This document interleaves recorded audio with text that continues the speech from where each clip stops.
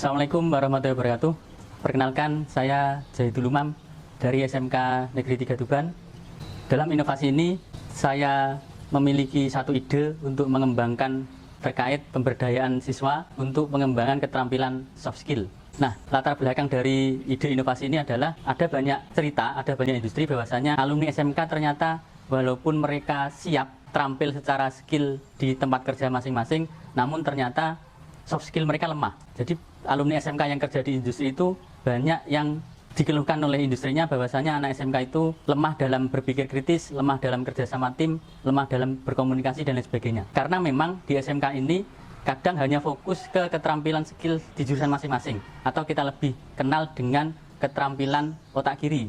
Jadi anak-anak itu pinter materi di jurusan masing-masing, tapi ternyata keterampilan soft skill mereka lemah. Nah, maka dari itu di inovasi ini coba kita imbangi bahwasanya kalau keterampilan skill tentang pekerjaan itu adalah dominan di otak kiri, maka kita imbangi keterampilan soft skill yang nanti lebih dominan ke otak kanan. Nah, harapannya setelah siswa nanti mengimbangi keterampilannya dengan keterampilan soft skill, ketika lulus nanti mereka punya bekal yang imbang antara pekerjaan mereka dan bagaimana mengelola dunia sosial, bagaimana mengelola kerja sama tim. Maka dari ide yang tadi saya sampaikan, lebih tepatnya nanti saya akan beri judul Leadership and Management Training Program, atau bisa disingkat LEMET Pro. Ide inovasi ini nanti tidak mungkin dilaksanakan secara individu, namun kita akan bentuk tim yang nantinya program ini akan dimasukkan ke program kurikulum atau program kesiswaan nanti, sehingga program Leadership and Management Training ini bisa lebih struktur.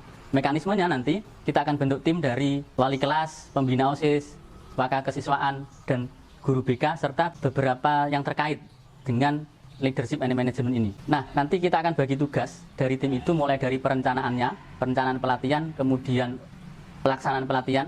Nanti setelah anak-anak dilatih leadership and management, mereka akan diberi tugas untuk rencana tindak lanjutnya. Nah, setelah tindak lanjut selesai, nanti akan dievaluasi bagaimana pemahaman mereka terhadap leadership and management dan penerapannya, sekaligus nanti terakhir nanti akan dievaluasi untuk perbaikan program-program di tahun berikutnya. Program dari inovasi leadership and management ini sasarannya adalah kelas 10, kelas 11, dan kelas 12. Nanti materinya akan diberi secara bertahap.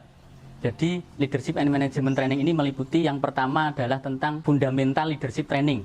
Nanti anak-anak akan dilatih manajemen secara fondasinya bagaimana. Ini nanti bisa dilaksanakan di kelas 10 semester 1. Kemudian nanti lanjut yang kedua, basic management training, manajemen dasar dari berbagai manajemen itu nanti dilaksanakan di kelas 10 semester 2. Kemudian dilanjut setelah basic management training nanti dilanjut self management training, manajemen diri. Nanti anak-anak akan dilatih bagaimana mengelola dirinya sendiri.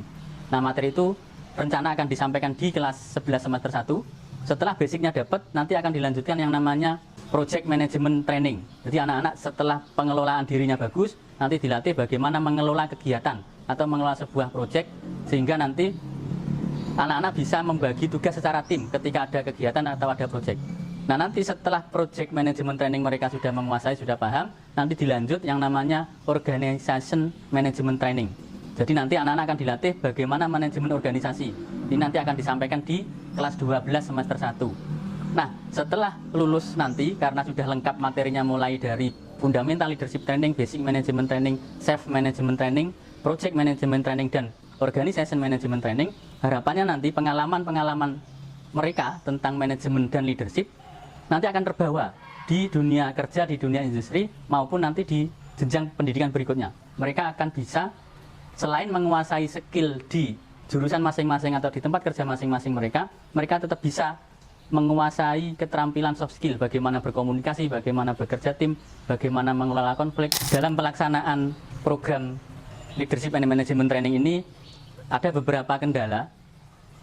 Yang pertama adalah waktu yang sangat padat. Jadi SMK ini kegiatannya sangat padat, mulai dari pembelajarannya, mulai dari ekstrakurikuler dan lain sebagainya.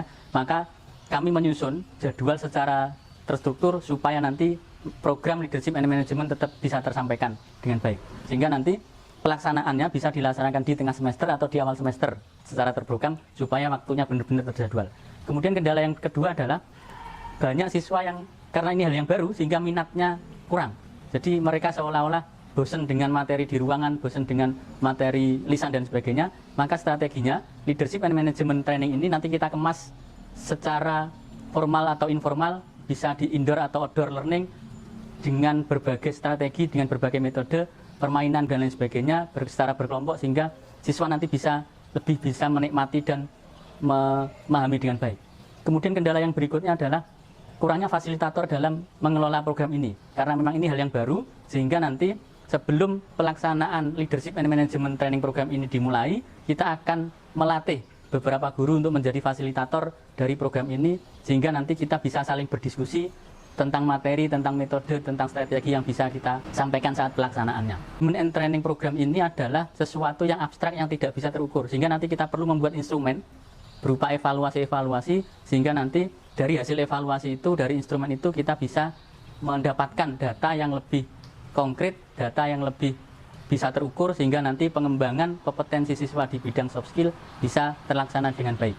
Tujuan terakhir dari setelah rangkaian leadership and management training program ini dilaksanakan, anak-anak bisa memiliki bekal soft skill untuk memasuki dunia kerja, dan secara spesifik mereka akan menguasai tentang materi berkomunikasi, kerjasama tim, mengelola konflik, manajemen waktu, kepemimpinan, dan lain sebagainya.